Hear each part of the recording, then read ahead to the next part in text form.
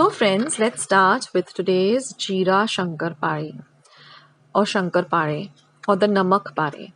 Now here are the ingredients, they're very few. So I'm going to be using just a cup of maida. Then I'm going to be using salt to taste, 1 tablespoon of oil, regular cooking oil, 1 tablespoon of jeera, cumin seeds and water as needed.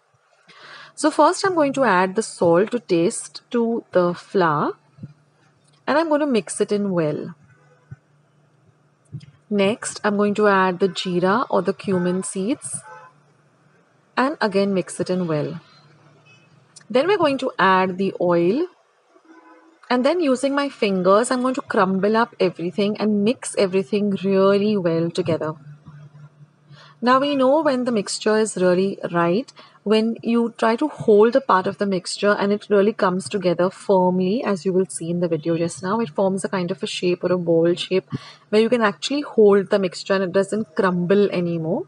That's when you know, just like this, that's when you know your mixture is ready. So now we're just going to add a little water at a time and form a dough like you would for roti or chapati. And the dough should be such that it doesn't stick, it doesn't become sticky, but it's nice and firm and elastic.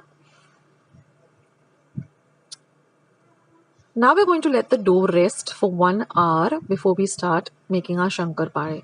So then I'm going to roll out this dough to a very thin chapati or pohe, and then I'm going to use this cutter which we use for karanjis, and then I'm going to make straight lines and then diagonal lines so you get this typical diamond shape. Keep all of them aside. In the meantime, you can heat up your oil and we're going to fry this on a low flame continuously. Don't increase your flame to medium or to high. We're just going to fry them on a very low flame. So once your oil is nice and hot, we're going to deep fry these till they're nice and light golden brown in color. Now the thing is, if you keep your flame very high, these will turn into golden brown, but the inside will remain a little bit raw. So, continuously fry them on a very low flame. But your oil should be nice and hot.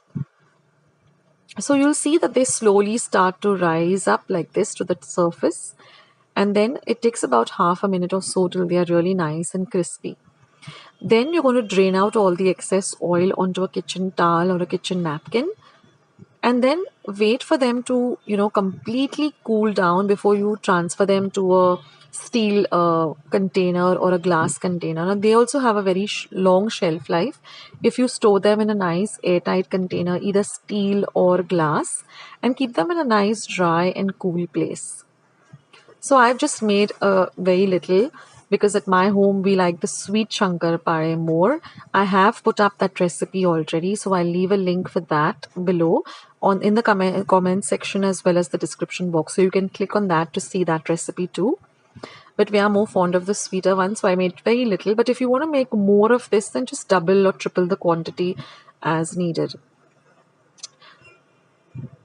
So this is also a very easy recipe and it tastes really, really delicious.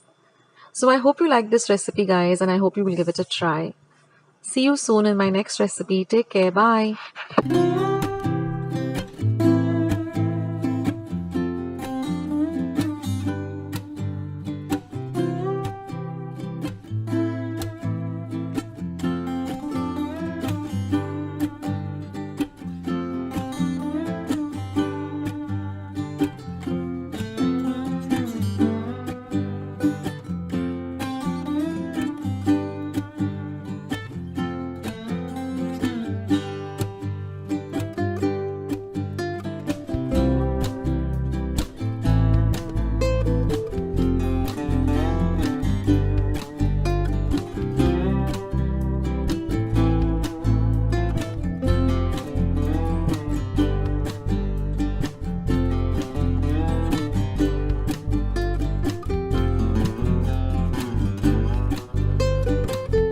I hope you liked today's recipe as well as today's video, and if you would like to see more videos like this, then don't forget to leave this video a big thumbs up.